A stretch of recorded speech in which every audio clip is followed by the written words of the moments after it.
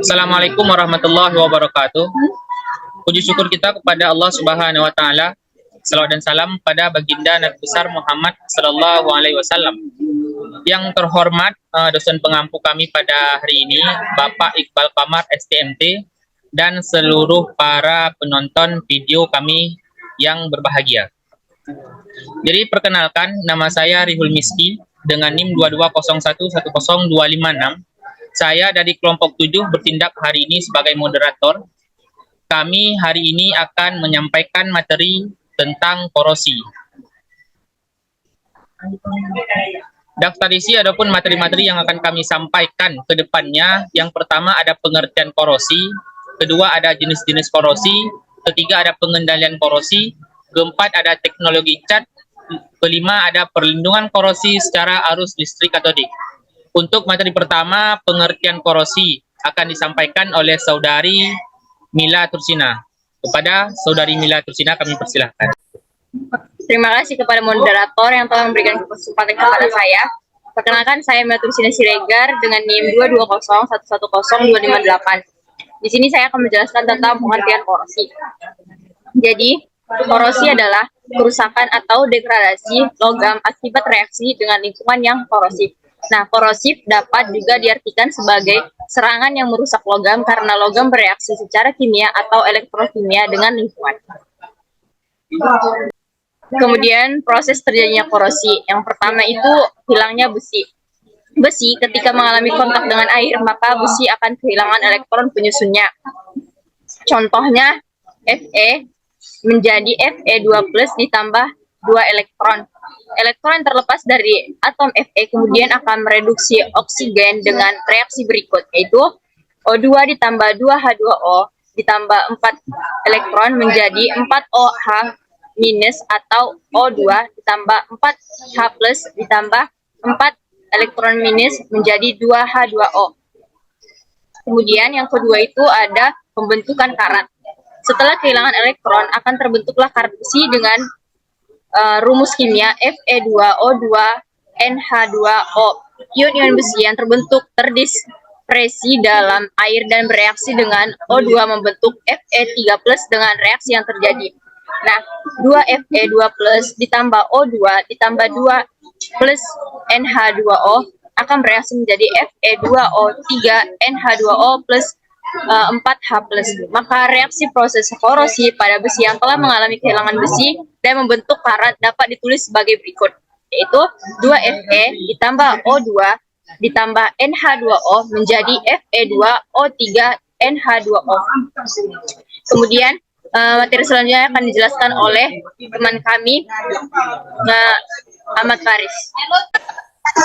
Terima kasih kepada Saudari Mila yang telah memberi kesempatan kepada saya. Perkenalkan, nama saya Ahmad Faris dengan NIM 220110255. Baik, di sini saya akan menjelaskan tentang jenis-jenis korosi dan pengendalian korosi. Nah, di bagian jenis-jenis korosi ada terbagi beberapa bagian. Yang pertama ada uniform attack atau korosi seragam. Terjadi apabila pH air di sekitar logam rendah, dilengkapi udara yang lembab atau kadar air tinggi. Yang kedua, pitting corrosion atau korosi sumur, disebabkan oleh komposisi logam yang enggak homogen, di mana bentuk korosinya itu berupa titik atau area kecil, dan bentuknya seperti sumur. Yang ketiga, erosion corrosion atau korosi erosi, terjadi karena aus pada logam sehingga menimbulkan bagian-bagian yang tajam dan kasar.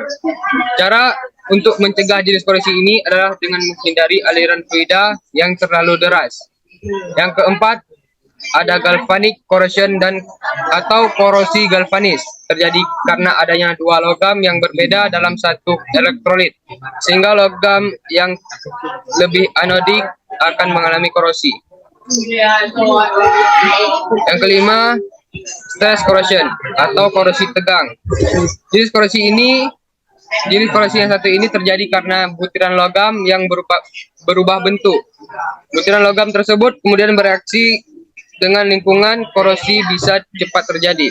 Yang keenam, crevice corrosion atau korosi celah, terjadi pada logam yang saling berdempetan sebab adanya celah di antara dempetan tersebut yang menahan air sehingga konsentrasinya nol. Pada permukaan lebih banyak dibandingkan bagian dalamnya. Yang ketujuh, korosi mikrobiologi. Korosi yang satu ini melibatkan mikroorganisme seperti bakteri, jamur mikroorganisme itu akan menempel di permukaan logam, mulai nampak bintik-bintik korosi. Yang terakhir, fatigue corrosion atau korosi lelah. Terjadi karena logam mendapat beban siklus yang terus berulang. Semakin lama logam akan mengalami patah karena terjadi kelelahan logam. Pengendalian korosi. 1. Pemilihan material yang tahan korosi.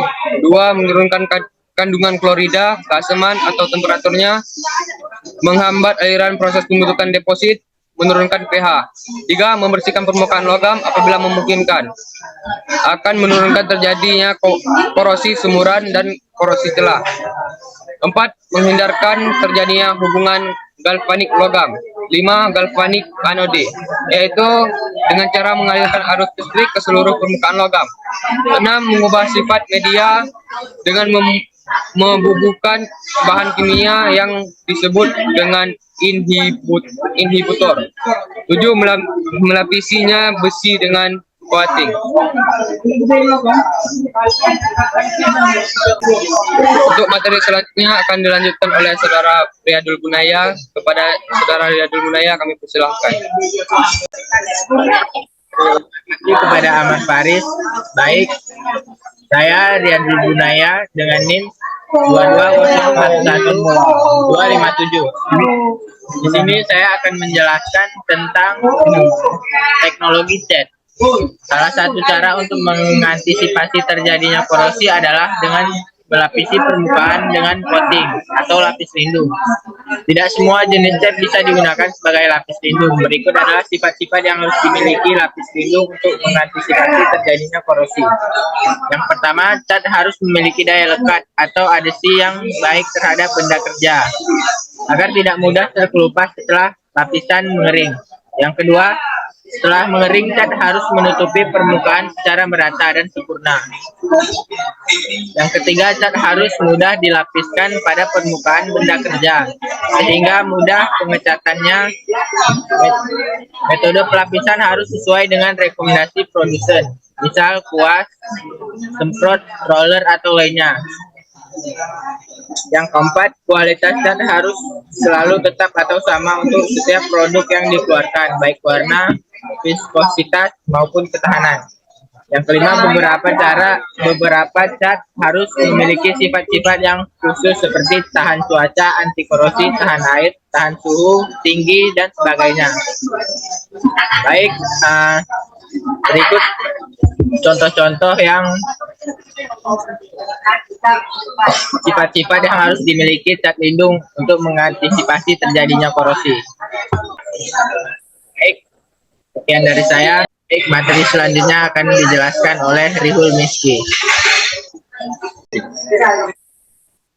Terima kasih kepada Saudara Riyadul Gunaya. Jadi selanjutnya saya akan menyampaikan materi kelima, yaitu perlindungan korosi secara arus listrik katodik.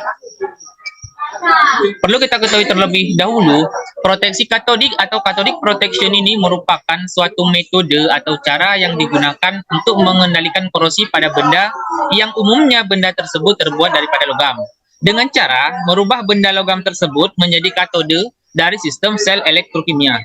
Berdasarkan pada sumber arus listriknya, proteksi katodik ini terbagi menjadi dua. Yang pertama, ada sistem proteksi katodik arus paksa. Ya, cara kerjanya pada sistem ini adalah memanfaatkan arus dari sebuah sumber listrik yang kemudian arus tersebut akan digunakan untuk mengendalikan laju korosi dari sebuah objek dalam sistem. Pada prinsipnya, sistem ini dia adalah elektronnya akan mengalir berlawanan arah dari sebuah arus. Sumber listrik daripada sistem proteksi katodik ini adalah berasal dari DC atau AC yang mempunyai jalur penyiar arus. Jadi sumbu negatif pada kutubnya akan dihubungkan ke struktur yang dilindungi. Sedangkan struktur positif dia akan dihubungkan kepada anoda.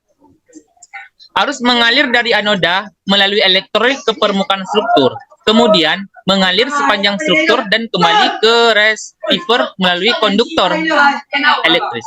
Karena struktur menerima arus dari elektrolit, maka struktur menjadi terproteksi. Keluaran arus receiver diatur untuk mengalirkan arus yang cukup sehingga dapat mencegah arus korosi yang meninggalkan daerah anoda pada struktur yang dilindungi. Dengan keluaran arus dari anoda ini, maka anoda tersebut terkonsumsi. Untuk itu, maka sebaiknya menggunakan bahan yang laju konsumsinya lebih rendah dari magnesium, misalnya zinc dan aluminium. Yang biasa dipakai untuk sistem tersebut. Umumnya digunakan paduan kombinasi bahan yang khusus jika sistem arus pending dapat diincar.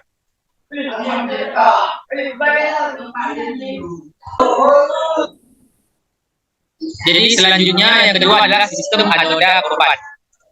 Sistem ini merupakan salah satu metode pengendalian korosi untuk logam dalam sistem perpipaan di dunia industri minyak dan gas bumi yang tertanam dalam tanah dengan cara menghubungkan anoda korban terhadap material yang diproteksi. Sistem ini di mana cara kerja dan sumber arus yang digunakan dia ini berasal dari reaksi galvanis anoa itu sendiri. Prinsip dasar dari sistem anoda korban adalah hanya dengan cara menciptakan sel elektrokimia galvanik di mana dua logam yang berbeda dihubungkan secara elektris dan ditanam dalam elektrolit. Dalam sel logam yang berbeda tersebut, logam yang lebih tinggi dalam seri elektromotif series akan menjadi anodik terhadap logam yang kurang aktif dan terkonsumsi selama reaksi elektrokimia. Logam yang kurang aktif menerima proteksi katodik dia pada permukaannya karena adanya aliran arus yang melalui elektrolit dari logam yang anodik.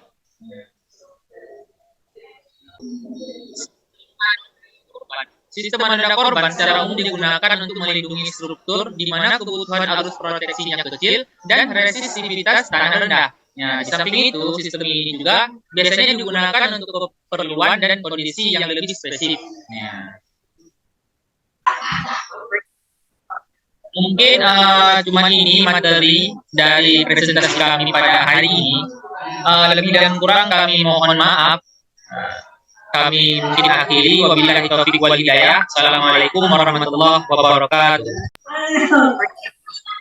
Kami membuka sesi pertanyaan bagi siapapun yang ingin bertanya, mungkin bisa bertanya di kolom komentar.